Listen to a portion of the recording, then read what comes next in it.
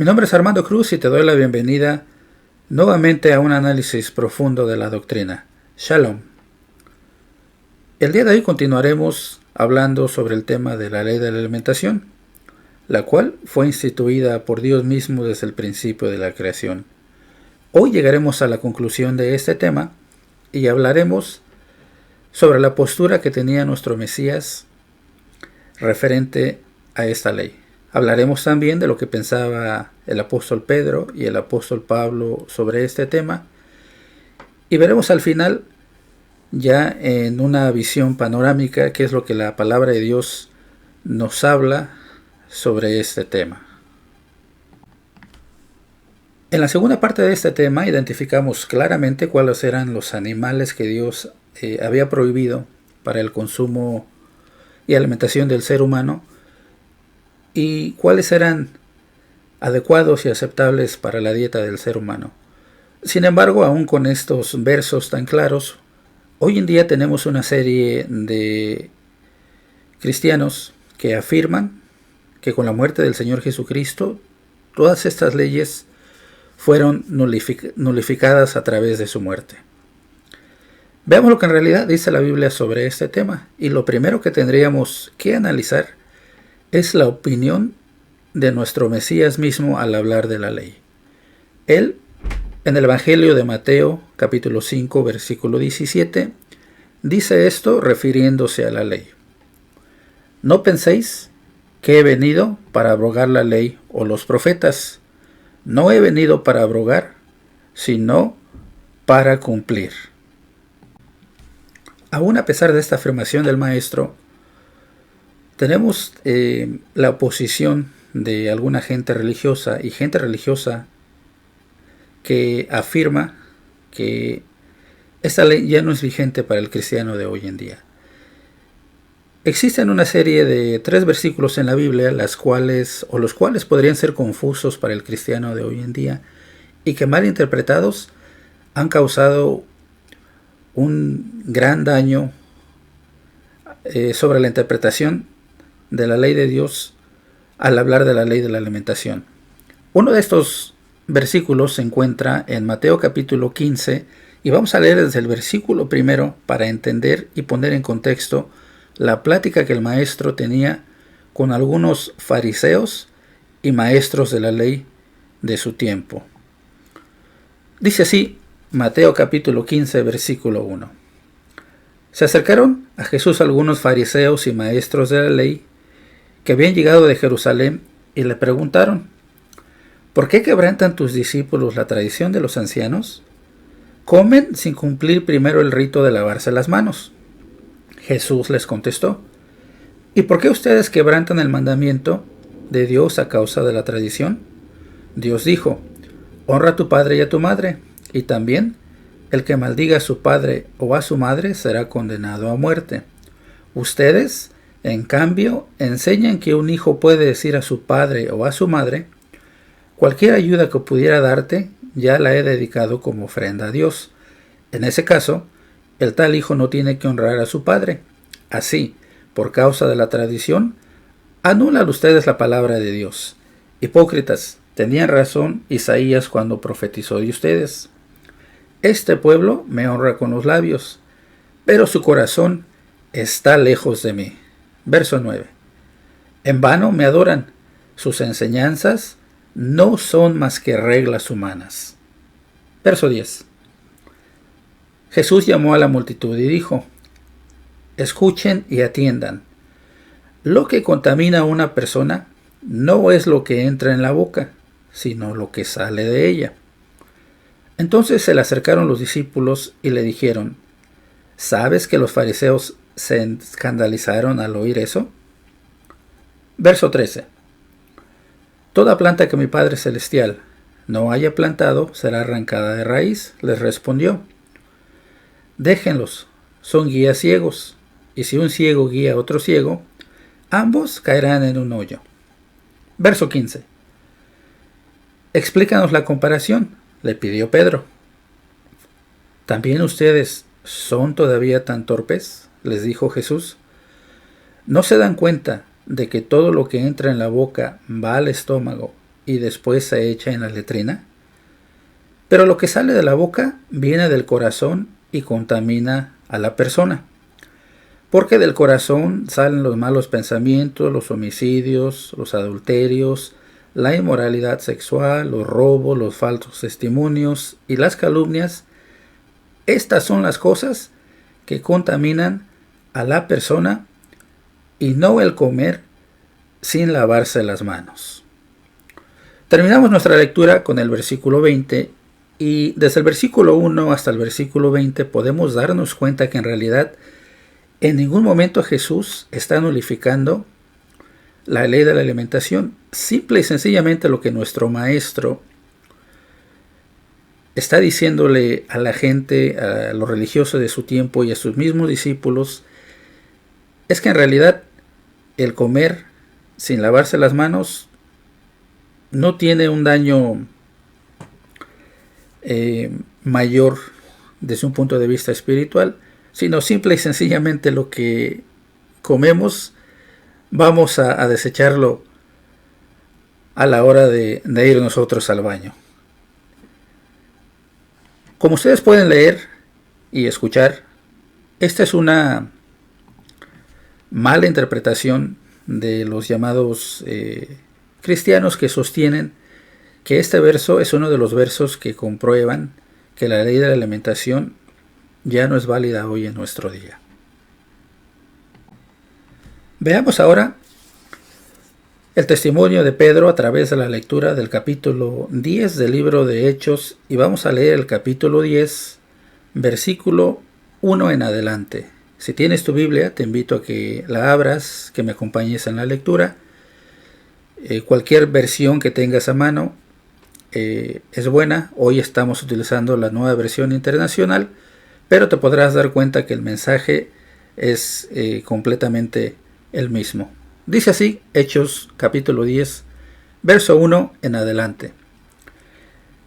Vivía en Cesarea un centurión llamado Cornelio, del regimiento conocido como el Italiano. Él y toda su familia eran devotos y temerosos de Dios. Realizaba muchas obras de beneficencia para el pueblo de Israel y oraba a Dios constantemente. Un día, como a las 3 de la tarde, tuvo una visión. Vio claramente a un ángel de Dios que se le acercaba y le decía: Cornelio. ¿Qué quieres, Señor?, le preguntó Cornelio, mirándolo fijamente y con mucho miedo. Dios ha recibido tus oraciones y tus obras de beneficencia como una ofrenda, le contestó el ángel.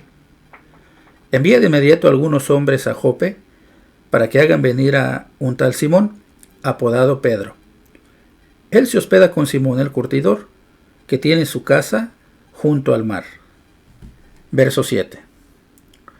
Después de que se fue el ángel que le había hablado, Cornelio llamó a 2 de sus siervos y a un soldado devoto de los que le servían regularmente. Les explicó todo lo que había sucedido y los envió a Jope. Verso 9. Al día siguiente, mientras ellos iban de camino y se acercaban a la ciudad, Pedro subió a la azotea a orar. Era casi el mediodía. Tuvo hambre y quiso algo de comer. Mientras se lo preparaban, le sobrevino un éxtasis. Vio el cielo abierto y algo parecido a una gran sábana que, suspendida por las 4 puntas, descendía hacia la tierra. En ella había toda clase de cuadrúpedos, como también reptiles y aves. Verso 13. Levántate.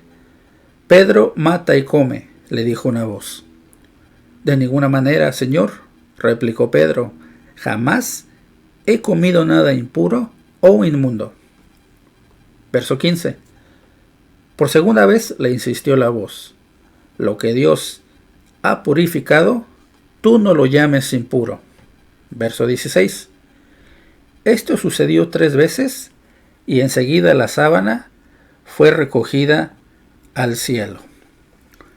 Cuando llegamos nosotros a estos versículos, si dejáramos de leer los versículos posteriores al versículo 15 y dejáramos la lectura incompleta, podríamos llegar a la conclusión que en efecto la visión que está viendo Pedro Aparentemente le está diciendo que todo lo que Dios ha creado es limpio, que él puede comer de todos los cuadrúpedos y los animales a los que él está viendo. Sin embargo, aquí es de suma importancia leer el resto de la lectura para entender en realidad cuál es el mensaje que se le está dando a Pedro. Y para esto vamos a continuar con la lectura para que así tengamos una idea sólida y más clara de lo que se trata este capítulo. Versículo 17. Pedro no atinaba a explicarse cuál podría ser el significado de la visión. Mientras tanto, los hombres enviados por Cornelio, que estaban preguntando por la casa de Simón, se presentaron a la puerta. Llamando, averiguaron si allí se hospedaba Simón, apodado Pedro. Mientras Pedro seguía reflexionando sobre el significado de la visión, el Espíritu le dijo: «Mira, Simón, 3 hombres te buscan. Date prisa, baja y no dudes en ir con ellos, porque yo los he enviado». Verso 21. Pedro bajó y les dijo a los hombres: «Aquí estoy, yo soy el que ustedes buscan. ¿Qué asunto los ha traído por acá?». Los siguientes versículos van a narrarle a Pedro, hasta el versículo 25, qué es lo que la visión que tuvo Cornelio y cómo los manda a buscarlo, y básicamente esperar instrucciones de Pedro. Cuando llegamos al versículo 25 es cuando empieza en realidad lo interesante de este capítulo, porque los siguientes versículos son los que van a clarificar en realidad si la visión que tuvo Pedro está hablando de los alimentos o está hablando de otro tema. Vamos a leer versículo 25. Al llegar Pedro a la casa, Cornelio salió a recibirlo y postrándose delante de él le rindió homenaje. Pero Pedro hizo que se levantara y le dijo: «Ponte de pie, que solo soy un hombre como tú». Verso 27. Pedro entró en la casa conversando con él y encontró a muchos reunidos. Entonces les habló así: «Ustedes saben muy bien que nuestra ley prohíbe que un judío se junte con un extranjero o lo visite. Pero Dios me ha hecho ver que a nadie debo llamar impuro o inmundo. Por eso, cuando mandaron por mí, vine sin poner ninguna objeción. Ahora permítanme preguntarles, ¿para qué me hicieron venir?». Del versículo 30 al versículo 34 podemos ver la respuesta de Cornelio y la razón por la cual está buscando a Pedro. El versículo 34 retoma la palabra Pedro y dice lo siguiente: Pedro tomó la palabra y dijo: «Ahora comprendo que en realidad para Dios no hay favoritismos, sino que en toda nación Él ve con agrado a los que le temen y actúan con justicia». Después de leer la lectura hasta el versículo 35, nos damos cuenta claramente que en realidad Dios no está hablando con Pedro, le muestra una visión que tenga que ver nada con la ley de la alimentación, sino más bien Dios está utilizando la idea, la visión, para darle a entender a Pedro que, figurativamente hablando, un gentil pues ya no es una persona sucia como lo pensaban los judíos en el tiempo de Pedro, sino que, como dice Pedro, Dios se agrada de todos aquellos que actúan justamente, y para Dios una persona bajo esas condiciones es aceptable en todo tiempo.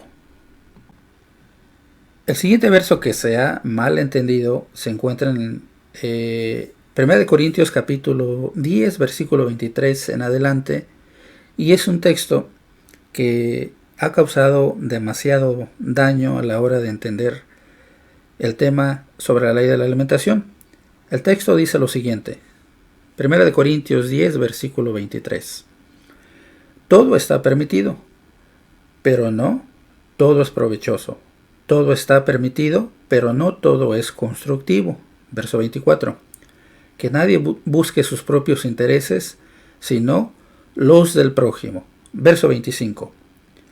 Coman de todo lo que se vende en la carnicería sin preguntar nada por motivos de conciencia. Nuevamente y aparentemente el texto está insinuando que en realidad podemos comer de todo. Sin embargo, como sucede en la narración de Hechos, es necesario que leamos los versículos más adelante para entender el contexto de esta narración. El versículo 27 dice así: si algún incrédulo los invita a comer y ustedes aceptan la invitación, coman de todo lo que les sirvan sin preguntar nada por motivos de conciencia. Ahora bien, si alguien les dice, esto ha sido ofrecido en sacrificio a los ídolos, entonces no lo coman, por consideración al que se los mencionó y por motivo de conciencia. Verso 29. Me refiero a la conciencia del otro, no a la de ustedes. ¿Por qué se ha de juzgar mi libertad de acuerdo con la conciencia ajena? Si con gratitud participo de la comida, ¿me van a condenar por comer algo por lo cual doy gracias a Dios? En esta lectura nuevamente no nos está hablando de la ley de la alimentación. Este capítulo nos está hablando de la delicadeza que hay que tener cuando una persona nos ofrece algo de comer y nos dice abiertamente que esa comida o esa bebida está siendo ofrecida por honor a algún ídolo, a una fecha que tenga que ver con algo idolátrico. Y ahí es donde el apóstol Pablo está prohibiendo que nosotros participemos de esa comida. El apóstol Pablo de hecho nos está diciendo que si nos sentamos a la mesa y no sabemos qué es, que demos gracias a Dios para que nuestra conciencia no sea inquietada. De hecho, este es un tema que va a abrir otra serie de estudios que tienen que ver con la idolatría, pero en contexto, cuando analizamos este capítulo nos damos cuenta efectivamente que esto para nada nos está aprobando o nulificando la ley de la alimentación que vimos en la primera y segunda parte de este tema. El siguiente tema que analizaremos se encuentra en 1 Timoteo versículo 4 y versículo número 5. Al igual que los otros versículos que hemos analizado, también este texto podría causar confusión cuando no se entiende de la manera adecuada y correcta. 1 Timoteo versículo 4 y 5 dice lo siguiente: todo lo que Dios ha creado es bueno, y nada es despreciable si se recibe con acción de gracias, porque la palabra de Dios y la oración lo santifican. En este texto, Pablo simplemente está rectificando lo que la ley de Dios dice, que todo lo que Dios ha creado es bueno y nada es despreciable, entendiendo que Pablo tiene en mente que está hablando con gente que conoce de la ley de la alimentación. Pablo no se está refiriendo o ni siquiera está mencionando que podemos comer todo tipo de animales. Él entiende y conoce a su audiencia y de hecho les está hablando acerca de lo que su audiencia ya sabe, que hay una ley de la alimentación que fue instituida por Dios y que la iglesia debería de seguir. De hecho, el tema de la ley de la alimentación es parte de la temática de la iglesia primitiva. El capítulo número 15 del libro de Hechos nos va a narrar el conflicto que sucedió entre los convertidos de origen gentil y los convertidos al cristianismo de origen judío, y ambos tenían un conflicto en qué deberían y no deberían de seguir. Y el versículo 12 de Hechos capítulo 5 nos va a narrar lo siguiente. Toda la asamblea guardó silencio para escuchar a Bernabé y a Pablo, que les contaron las señales y prodigios que Dios había hecho por medio de ellos entre los gentiles. Cuando terminaron, Jacobo tomó la palabra y dijo: Hermanos, escúchenme. Simón nos ha expuesto cómo Dios desde el principio tuvo a bien escoger de entre los gentiles un pueblo para honra de su nombre. Con esto concuerdan las palabras de los profetas, tal como está escrito. Verso 16. Después de esto volveré y reedificaré la choza caída de David. Reedificaré sus ruinas y las restauraré. Verso 17. Para que busque al Señor el resto de la humanidad, todas las naciones que llevan mi nombre. Así dice el Señor, que hace estas cosas conocidas desde tiempos antiguos. Y aquí viene la parte interesante, verso número 19. Por lo tanto, yo considero que debemos de dejar de ponerle trabas a los gentiles que se convierten a Dios. Más bien, debemos escribirles que se abstengan de lo contaminado por los ídolos, de la inmoralidad sexual, de la carne de animales estrangulados y de sangre. En efecto, verso 21, desde tiempos antiguos Moisés siempre ha tenido en cada ciudad quien lo predique y lo lea en las sinagogas todos los sábados. Aquí tenemos una pista importante, clara y directa de lo que está hablando los pilares de la iglesia sobre esta cuestión registrada en el capítulo número 15 del libro de Hechos. Y Jacobo simple y sencillamente reconoce que la iglesia de origen gentil, para empezar, no en su totalidad, pero para empezar, tiene que guardar 4 cosas importantes. La primera, como lo leímos en el verso 20, se tiene que abstener de lo contaminado a los ídolos, no a la idolatría. Número 2, de la inmoralidad sexual. Número 3, es de la carne de los animales estrangulados, que es parte de la ley de la alimentación que encontramos en la segunda parte de este tema, y de sangre, de la cual también existe una ley y de la cual hablamos en la primera parte de este tema. Entonces, como ustedes podrán darse cuenta a través de la lectura, encontramos que la iglesia primitiva guardaba íntimamente la ley de la alimentación. Ellos jamás habían cambiado la ley de la alimentación, porque es una ley que, como dijo Jesucristo, Él no vino a abrogar ni la ley ni los profetas, sino más bien vino a cumplir toda esta ley. Es por eso que tendremos que entender que la ley de la alimentación es vigente aún en nuestros días. Como mencionamos al principio de este tema, en la primera parte, la ley de la alimentación fue instituida por Dios desde el principio de la creación, y el propósito de esta ley es que el ser humano se beneficiara a través de una alimentación balanceada, una alimentación sana, la cual iba a tener como consecuencia que viviéramos más años sobre la faz de la tierra.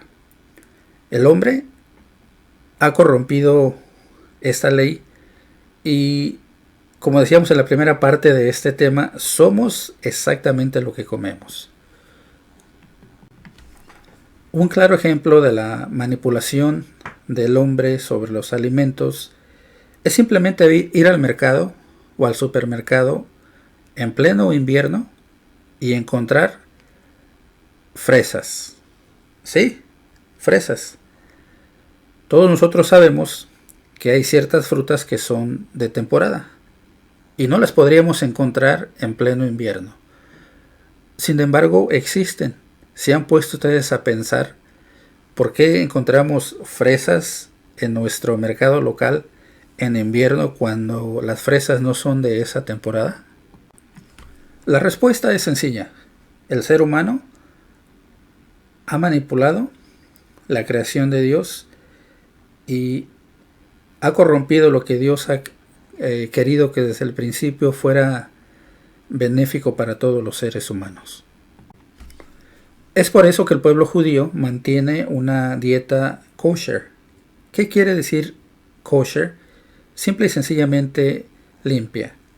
El pueblo de Israel, a través de toda su historia, a través de los miles de años por los que han pasado, han aprendido a tener una dieta limpia, aceptable, una dieta que sea lo más limpia posible, y así pueden ellos entonces encontrar o desarrollar un cuerpo sano, y a través de la guarda de la ley de la alimentación cumplir también con el mandamiento de comer solo y simplemente lo que Dios ha ordenado.